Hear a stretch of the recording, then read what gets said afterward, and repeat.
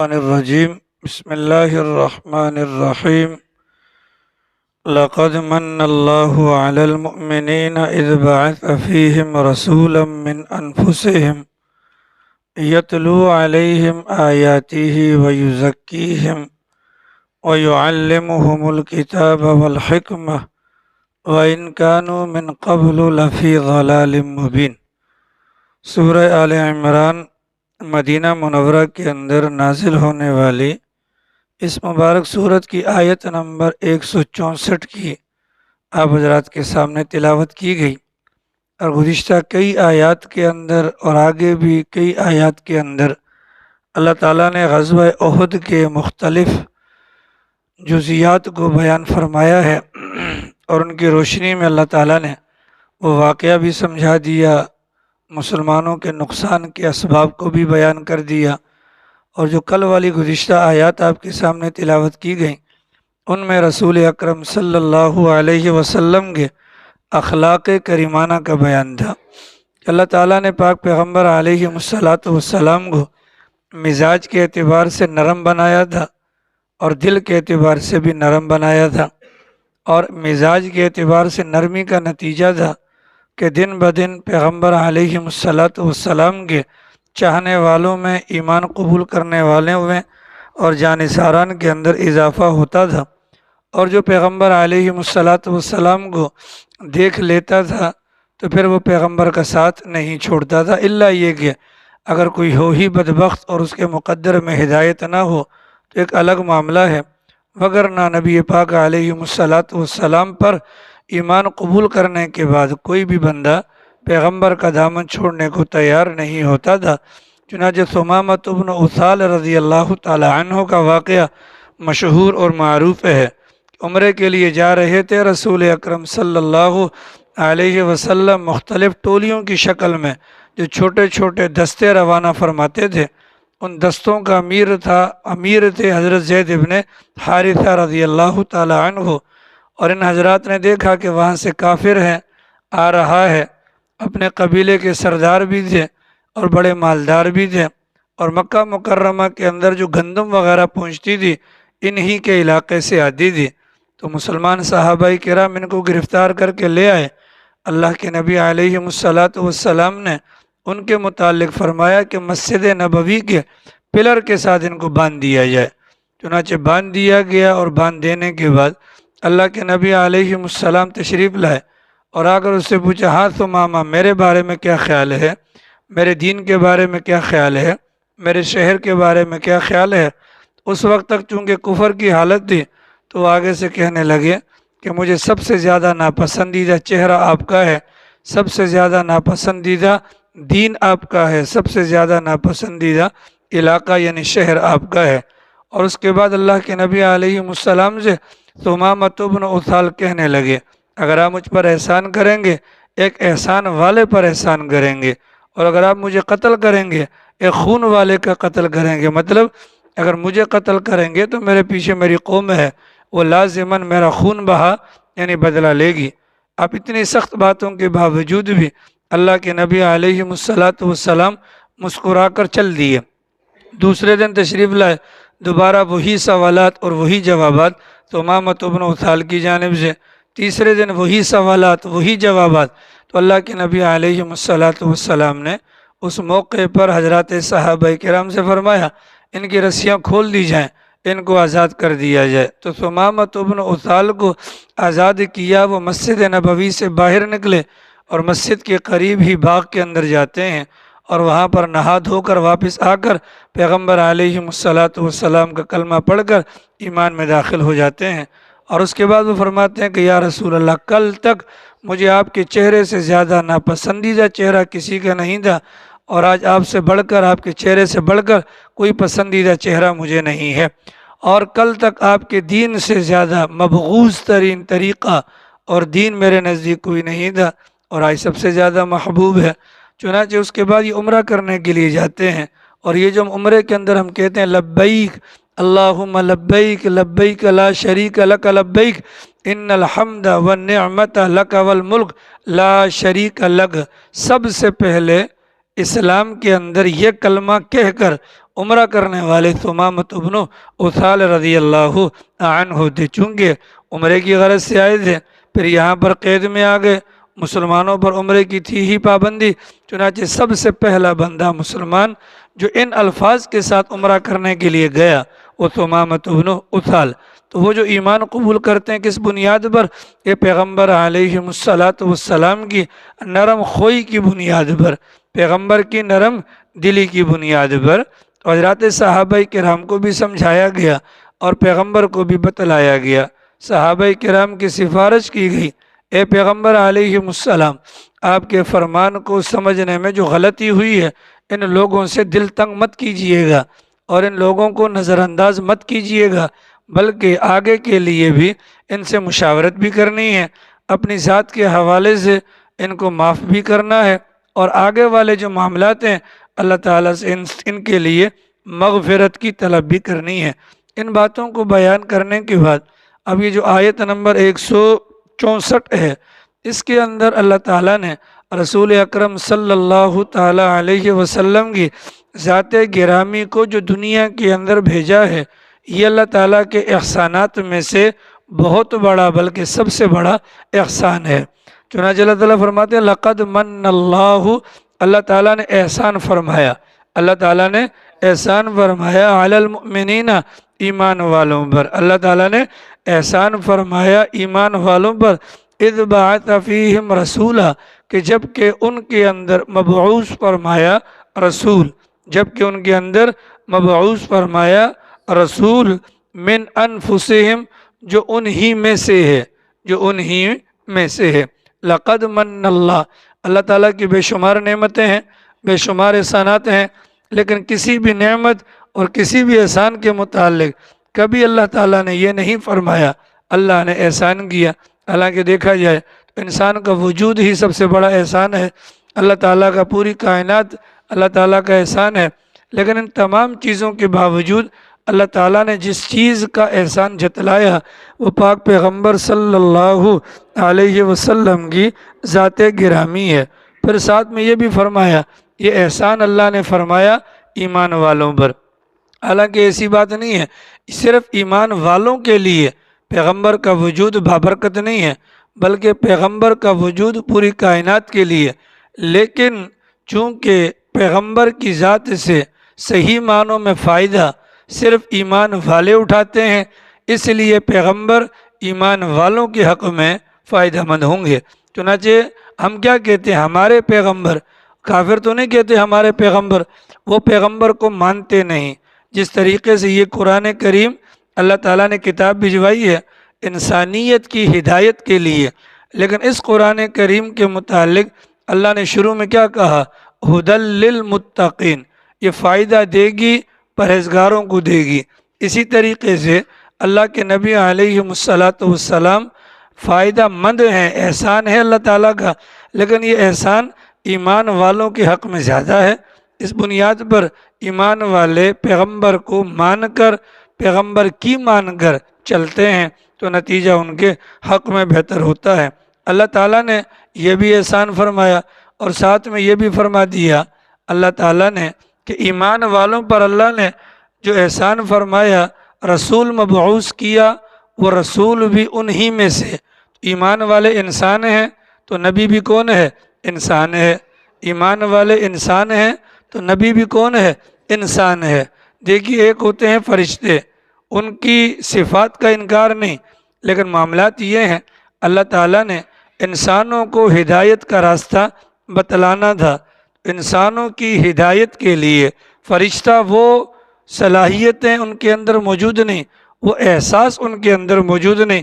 چنانچہ اگر اللہ نہ کرے جبرائیل امین کو پیغمبر بنا کر بھجوا دیا جاتا تو جبرائیل کو تو بھوک نہیں لگتی ہے، جبرائیل کو پیاس نہیں لگتی ہے، تو جبرائیل کو جب بھوک نہیں لگتی، پیاس نہیں لگتی، تو ان کو روزے کے متعلق یا روزے کی وجہ سے پہنچنے والی تکلیف کا احساس کبھی بھی نہ ہوتا۔ حضرت جبرائیل اگر پیغمبر ہوتے تو حضرت جبرائیل کا نہ والد ہے، نہ والدہ ہے، نہ بیٹے ہیں، نہ پھوپھیاں، نہ خالہ، لہٰذا کسی انسان کے مرنے پر انسان کے دل کی کیا حالت ہوتی ہے وہ جبرائیل بیان نہ کر پاتے۔ حضرت جبرائیل امین اگر پیغمبر ہوتے تو جبرائیل کو کوئی تکلیف نہ پہنچتی، لہذا تکلیف پر جو احساس ہونا چاہیے وہ ان کو کبھی بھی نہ ہو سکتا۔ اللہ تعالیٰ نے نبی بنایا، انسانوں میں سے بنایا، نبی بنایا انسانوں میں سے بنایا، لہٰذا ہماری کتابوں میں لکھا ہے اگر کوئی بندہ کسی سے پوچھیں ہاں بھئی یہ بتلاؤ اللہ کے نبی انسان تھے، جن تھے، فرشتے تھے، اور وہ کہتا ہے مجھے پتہ نہیں، وہ بندہ کافر ہو جائے گا۔ آ رہی سمجھ میں؟ جس طریقے سے نماز کے متعلق یہ بات جاننا فرض عین ہے کہ دن اور رات کے اندر 5 نمازیں، پھر اس نماز پر ایمان رکھنا، اسی طریقے سے اس بات پر ایمان رکھنا کہ ہمارے پیغمبر بشر تھے، ہمارے پیغمبر انسان تھے، اس بات کا علم رکھنا بھی یہ فرض عین ہے۔ اگر کوئی بندہ کہتا ہے کہ مجھے پتہ نہیں، اس بندے کا ایمان گیا، وہ بندہ کافر ہو جائے گا، وہ بندہ کیا ہو جائے گا؟ کافر ہو جائے گا۔ پھر اللہ تعالیٰ نے احسان فرمایا کہ پیغمبر کو بھجوایا، عربی زبان کے اندر بھجوایا، اس لیے کہ اللہ تعالیٰ نے پیغمبر کو جس زمانے کے اندر بھجوایا عربی جاننے والے تھے، سارے کے سارے عربی بولنے والے تھے۔ اللہ کے نبی کو بھی اللہ تعالیٰ نے عرب لوگوں کے اندر بھجوایا، اور پھر اس کے نتیجہ کیا ہوا؟ ان عرب کے لوگوں نے پیغمبر سے قرآن کریم کو لیا، شریعت کے احکامات کو لیا، اس کو سمجھا، اور پھر اجمیوں کو سمجھایا۔ اگر پیغمبر عربی ہوتے، امت آگے والے مخاطب اگر اجمی ہوتے، یا پیغمبر اجمی ہوتے، سامنے والے مخاطب عربی ہوتے، تو بات صحیح معنوں میں سمجھ نہ پاتے۔ جیسے ہمارے علاقے کے لوگ ہیں تیسر کے، ابھی جمعے والے دن جو باتیں میں نے کہی تھیں، دل پر ہاتھ رکھ کر بولو، ابھی تک کوئی ایک وضو اس طریقے کے مطابق کیا؟ بولیے، ایک وضو کیا؟ جمعے والے دن جو باتیں وضو کے متعلق میں نے کہی تھی، ماشاءاللہ اندھوں میں کانا راجا، ٹھیک ہے، کیا؟ معاملات کیا ہیں؟ یا تو ہم سمجھتے نہیں ہیں، یا ہم سمجھنا نہیں چاہتے، یہ سمجھنے کے باوجود بھی ہم چاہتے ہیں کہ اللہ ہمیں جہنم کے اندر غرق کرے۔ اور کوئی وجہ تو نہیں ہے، مجھ سے کوئی دشمنی تو نہیں ہے؟ بولیے، کیا میں نے آپ حضرات کو نہیں کہا تھا کہ وضو مغفرت کا ذریعہ ہے؟ لیکن اس گناہ کی نحوست سے بجائے ثواب کمانے کے ہم الٹا عذاب اپنے اوپر لے کر آتے ہیں۔ ایسا ہے کہ نہیں ہے؟ بولیے، ایسا ہے کہ نہیں ہے؟ بنیادی وجہ یہ ہے کہ ہماری بھی ذمہ داری ہے، یعنی کہ جو امام ہو اس کو ساری زبانیں آنی چاہیے، تاکہ بنگالیوں کو بنگالی میں، پٹھانوں کو پشتو میں، اور ہزارے والوں کو ہندکوں میں سمجھایا جائے کہ یار یہ غلط ہے، یہ غلط ہے، یہ غلط ہے، پھر کہیں جا کر سمجھ میں آئے گا۔ تو یہ ہم گراؤنڈ لیول پر یہ چیزیں دیکھ رہے ہیں، اس کا یہ نقصان، اگر نبی کی زبان اور مخاطبین کی زبان میں اگر فرق ہوگا تو کتنا بڑا نقصان ہوگا۔ اس لیے اللہ تعالیٰ نے جو نبی بنا کر بھجوائے اسی قوم کے افراد میں سے، انہی کی بول چال والے، تاکہ پیغمبر آئے اس کو اس علاقے کا پتہ ہوگا، رسوم و رواج کا پتہ ہوگا، تردید کرنا بھی آسان اور اصلاح کرنا بھی آسان ہو جائے گی۔ آگے سمجھ میں؟ پھر اللہ کے نبی علیہ السلام کو اللہ تعالیٰ نے جو دین دیا وہ عربی زبان کے اندر دیا، سامنے بھی عرب تھے، آیات قرآنیہ بھی عرب اور پیغمبر بھی عرب۔ اس کا فائدہ کیا ہوا؟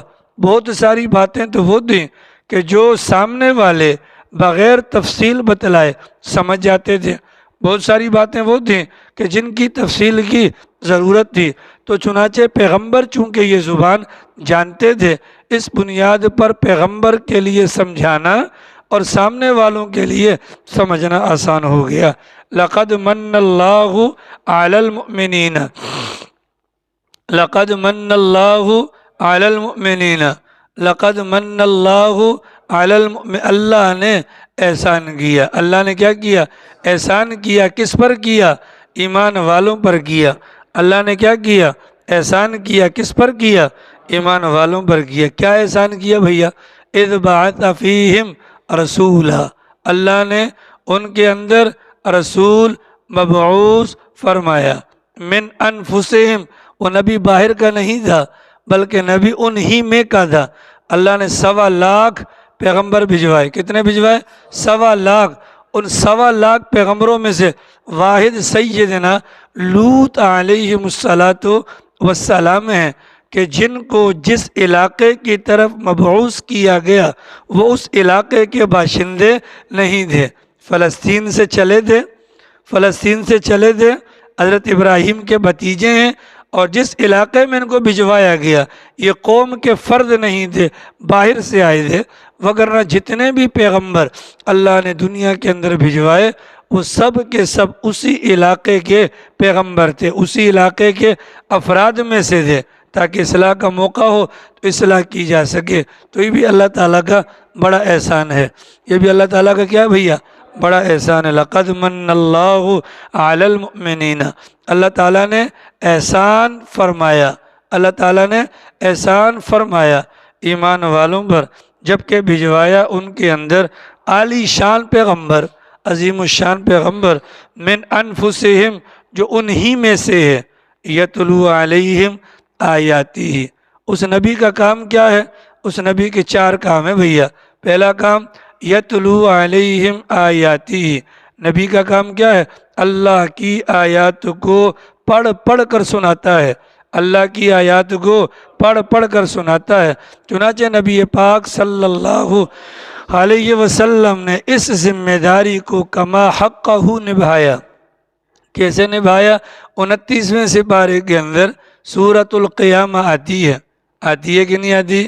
بولیے آتی ہے، سورۃ القیامہ آتی ہے۔ جبرائیل امین آتے تھے، اللہ کا پیغام وحی کی صورت میں پڑھ کر پیغمبر کو سناتے تھے۔ پیغمبر کو ذمہ داری کا اتنا احساس ہوتا تھا، ایسا نہ ہو کوئی لفظ رہ نہ جائے۔ جبرائیل پڑھتے تھے تو پیغمبر بھی ساتھ ساتھ ان الفاظ کو دہراتے تھے۔ اللہ میاں نے جب دیکھا پیغمبر کو اتنا احساس ہے تو کرم نوازی کا معاملہ فرمایا اور حکم دیا، لا تحرک بھی لسانک لتعجل بہ۔ آپ جبرائیل کے ساتھ یہ دہرایا مت کر، آپ سکون سے سنیں، آپ کو یاد کروانا، آپ کے دماغ کے اندر بٹھانا یہ ہمارے ذمہ ہے۔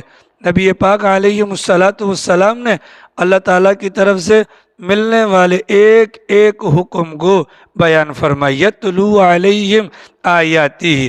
چنانچہ اگر آپ حضرات میں سے کسی کا ذوق ہو، شوق ہو، تو قرآن کریم کی تفاسیر کی ابتدا کے اندر جو قرآن کریم کا مقدمہ لکھا ہوا ہے ان کو جا کر دیکھیں تو باقاعدہ آیات کی بھی تقسیم ہے، آیات کی بھی تقسیم ہے۔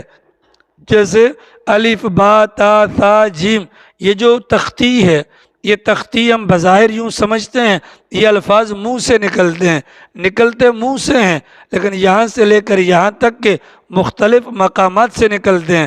الف ہے، با ہے، تا ہے، کچھ موٹے ہیں، کچھ پتلے ہیں، کچھ گاڑے ہیں، اور کچھ کے اوپر آواز کو دبایا جاتا ہے، کچھ پہ آواز کو نکالا نہیں جاتا۔ تو جیسے یہ 29 حروف ہیں، اسی طریقے سے قرآن کریم کے اندر 30 سپاروں میں موجود جو 6000 کے لگ بھگ آیات ہیں ان کے متعلق بھی تفصیلات ہیں۔ یہ آیت کون سی ہے بھائی؟ یہ سردی والی آیات ہیں، یہ گرمی والی ہیں، یہ سفر والی ہیں، یہ حضر والی ہیں، یہ دن والی ہیں، یہ رات والی ہیں۔ ان تمام چیزوں کو اہتمام کے ساتھ صحابہ کرام نے نوٹ کیا اور پھر اپنے شاگردوں کو سنایا، اور سینہ بسینہ منتقل ہوتے ہوتے آج تک یہ چیز ہمارے پاس آ گئی ہے، اور ہم اتنے بدنصیب ہیں اس قرآن کو پڑھتے بھی نہیں ہیں۔ یہ قاری محمد عطا اللہ صاحب کو یہاں پر بٹھایا گیا اور اس نے اعلان بھی کیا، لیکن اس کے باوجود بھی شہزادے تیار نہیں ہوئے، حالانکہ سلیم پنصاری صاحب پاک پیغمبر صلی اللہ علیہ وسلم کا فرمان ہے ایک بندہ 100 رکعت نفل پڑھے۔ کتنی پڑھے جی؟ 100 رکعت۔ اس کے مقابلے میں ایک بندہ قرآن کریم کی ایک آیت، خالی آیت، ترجمہ نہیں، خالی آیت پڑھ لے تو اس ایک آیت کا ثواب 100 رکعت نوافل سے زیادہ ہے، 100 رکعت نوافل سے زیادہ ہے۔ اور پیغمبر کا فرمان جو ایک آیت کو ترجمے کے ساتھ پڑھے 1000 نفل رکعت سے زیادہ ہے۔ لیکن اللہ ہم سب کو سمجھائے۔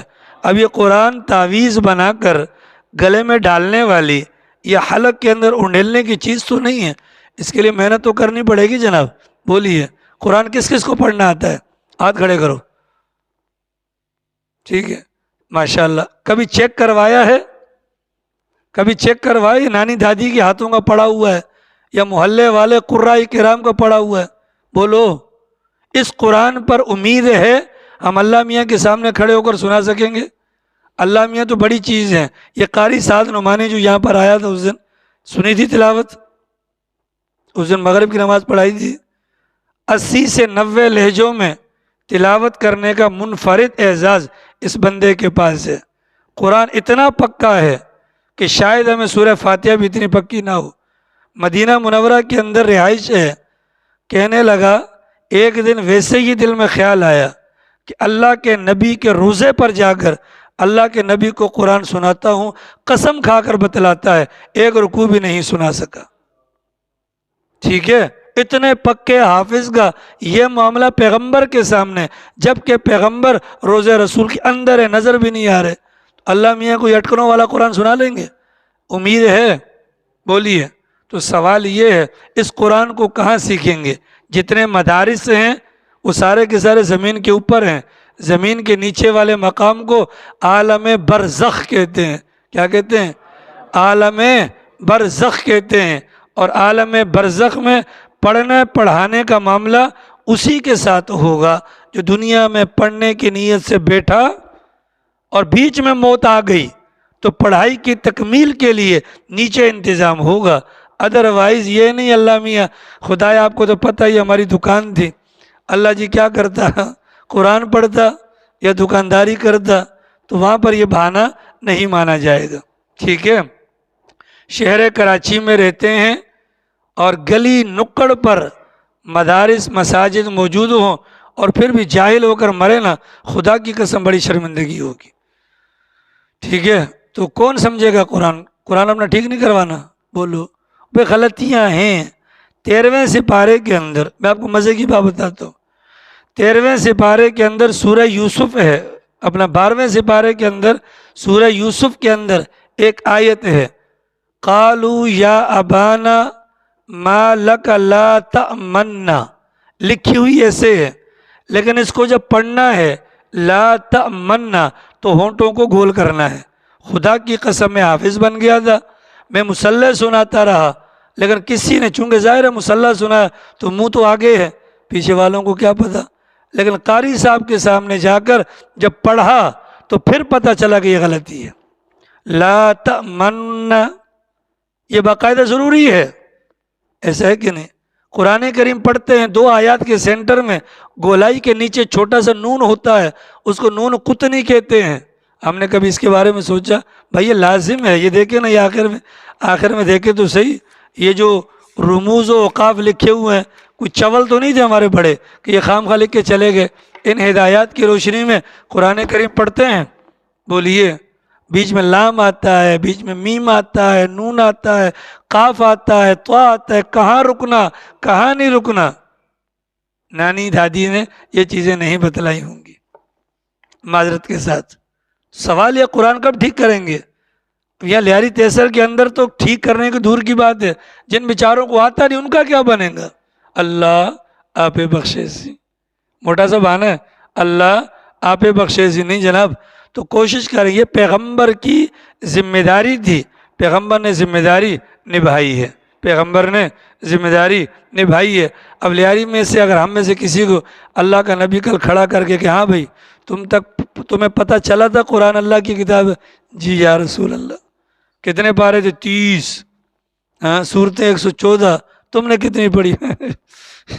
سرکار آپ کو تو پتہ ہی ہم لیاری والے تھے، بس آپ کو تو پتہ ہے۔ تو پیغمبر یہ بات نہیں مانے گا، اس موقع کی ذلت اور شرمندگی سے بچنا ہے تو اللہ کے لیے اپنے حالات پر رحم کریں۔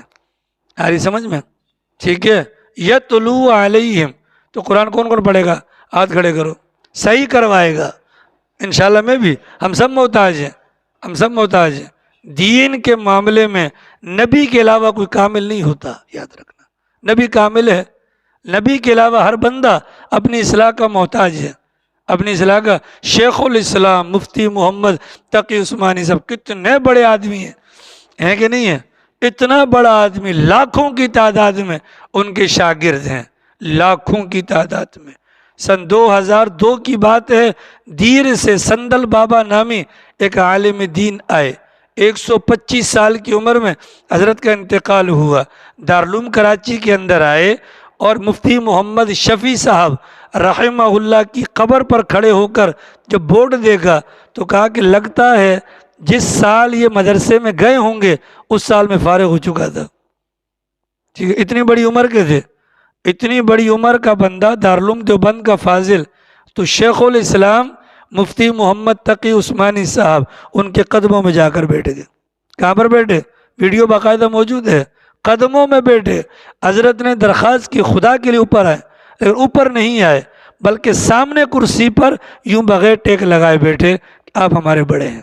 دین کے اعتبار سے کوئی بھی مکمل نہیں ہوتا، تکمیل کے لیے نبی کی ذات ہے یا پھر نبی کے ورثاء جو بھی آئیں گے ان کے پاس جا کر یہ کرنا ہے۔ تو کیا فرمایا؟ یتلو علیہم آیاتی، اپنا قرآن ٹھیک کروائے۔ یہ جتنے بوڑھے ہیں یا جتنے پرانے علاقوں میں ندی کے کنارے سے اٹھ کے آئے ہیں، انہوں نے قرآن نہیں پڑھا، جھوٹ نہیں بولو، نہیں پڑھا، ورنہ قرآن جس نے پڑھا ہو اس کو قرآن کے بغیر مزہ نہیں آتا۔ اگلی بات، روزانہ کی بنیاد پر قرآن کون کون کھولتا ہے؟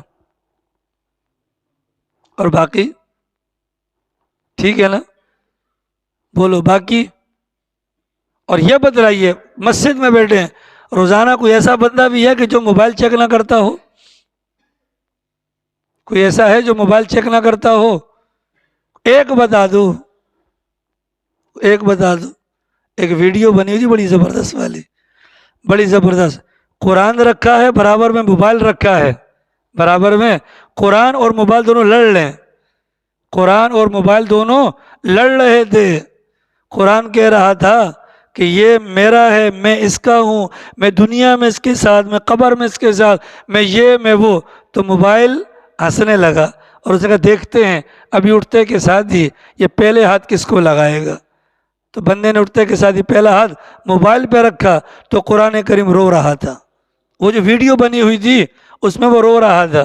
اس کے بعد یہ موبائل کہتا ہے اس قرآن کریم کو دیکھنا، ابھی یہ مجھے اٹھائے گا، چیک کرے گا، پھر یہ ناشتہ کرے گا، پھر چیک کرے گا، پھر جائے گا، مجھے ساتھ اپنے سینے کے ساتھ لگا کر جائے گا۔ تو یہ قرآن دیکھ رہا تھا، موبائل ہنس رہا تھا۔ وہ بندہ جاتے ہوئے موبائل کو سینے سے لگا کر صاف بھی کرتا ہے اور جیب میں بھی رکھتا ہے اور قرآن پیچھے سے آنسو بہا رہا ہوتا ہے۔ آ رہی سمجھ میں؟ یہ آج ہمارا المی ہے کہ نہیں ہے؟ بولیے۔ اگلی بات یہ بتلائیے، قرآن پڑھنے کی نیت کس کی ہے؟ تو یہ جو اس دن جو میں نے کہا تھا تو فارسی میں کہا تھا، آپ کے پاس کتنے بندے آئے بھائی؟ کھڑے ہو جائیں۔ ہاں، اللہ اکبر، ٹھیک ہے نا؟ اللہ میاں بھی ہم سے متاثر نہیں ہوں گے، یاد رکھنا کہ ساری ٹوپی ڈرامے ہیں، سارے کیا ہیں؟ تو اللہ میاں یہ بہانہ نہیں مانے گا، یا صبح آفس جانا ہوتا ہے تو خدا را ہمیں کوئی تکلیف نہیں، الحمدللہ ہم نے جو پڑھنا تھا وہ پڑھ لیا اللہ کے فضل سے۔ اب یہ ہے کہ آپ لوگوں کو اگر یہ موقع دیا جا رہا ہے تو جس نبی پر ایمان ہے اس نبی کی پہلی ذمہ داری کیا تھی؟ لوگوں کو قرآن کریم کی آیات پڑھ کر سنائے، تلاوت کرے۔ تو ہم تلاوت کریں گے؟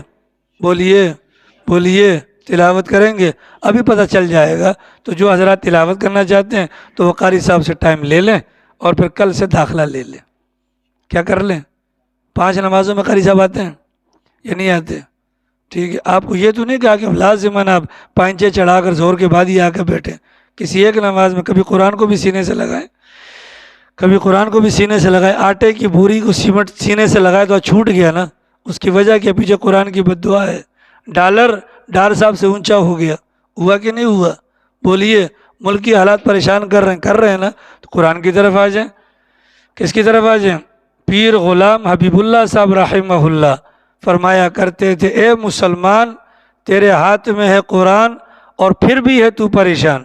اے مسلمان تیرے ہاتھ میں ہے قرآن اور پھر بھی تو ہے پریشان۔ تو گویا کہ یہ ممکن نہیں ہے کہ جس کے پاس قرآن ہو اور وہ پریشان ہو۔ تو پریشانی کی وجہ کیا ہے؟ بولو۔ قرآن کو چھوڑنا، قرآن کی طرف نہ آنا، قرآن کی طرف نہ آنا۔ تو اگر اس بات کی کوشش بنا لی جائے تو اللہ کا وعدہ کس کے ساتھ ہے؟ 15واں سپارہ کھولے، ان ھذا القرآن یہدی للتی ہی اقوم، ایک اور پھر پیغمبر کا فرمان کہ ان اللہ یرفع بہذا الکتاب اقواما، اللہ تعالیٰ اس قرآن کے ذریعے سے قوموں کو عروج دیتا ہے، وَيَضَعُ بِهِ آخرین، اور دوسروں کو ذلیل کرتا ہے۔ تو ہمارا ملک 75 سال میں ترقی یافتہ کی لسٹ میں نہیں آ سکا، حالانکہ ہم ایٹمی طاقت ہیں، آج تک ترقی یافتہ، ترقی پذیر۔ بنیادی وجہ کیا ہے؟ اس قرآن کی مار ہے۔ کس کی مار ہے؟ اس قرآن کی مار ہے۔ تو اگر یہ مجمع بھی، خدا کی قسم، اگر قرآن پر آ گیا نا، اللہ اس علاقے کی کایا کو پلٹ دے گا۔ آ تو جائے نا میری جان، کس سے شرما رہے ہیں؟ کس سے شرما رہے ہیں؟ کیوں قرآن کی طرف نہیں آتے؟ آ رہی ہے؟ آئیں گے سر؟ تو آپ نام لکھوا دیں پھر نماز اس کے بعد، کیونکہ مجھے یقین ہے یہاں اگر 100 بندہ ہے تو 100 میں سے 10 بھی نہیں جی، اصل میں آپ کو تو پتہ ہی ہے، میرا دادا عالم تھا۔ دادا کون تھا؟ عالم تھا۔ وہ دادا کیسا عالم تھا؟ جو گاؤں دیہات کے پڑے ہوئے مولوی یہاں پر ہیں، ان کا رکوع صحیح نہیں ہے، ان کا سجدہ صحیح نہیں ہے۔ بھئی مرے سے مرا 2 رکعت کے اندر 4 منٹ تو لگتے ہیں نا، یا نہیں لگتے؟ ان کے لگتے ہیں 4 منٹ، ان کے تو 4 رکعت کے اندر۔ وہ شیر عالم کہہ رہا تھا مجھے، ہمیں نماز زبانی یاد ہے، ہمیں نماز کیا ہے؟ نہ رکوع کا پتہ، نہ سجدے کا پتہ۔ تو یاد رکھیے گا، اگر میں اور آپ چاہتے ہیں ترقی، کہ یار ملک کے حالات بہتر ہو جائیں، ہمارے بہتر ہو جائیں، تو ٹرائی کے طور پر قرآن کریم شروع کر دیں، انشاءاللہ بہت فائدہ ہوگا۔ اللہ تعالیٰ توفیق عمل نصیب فرمائے، باقی انشاءاللہ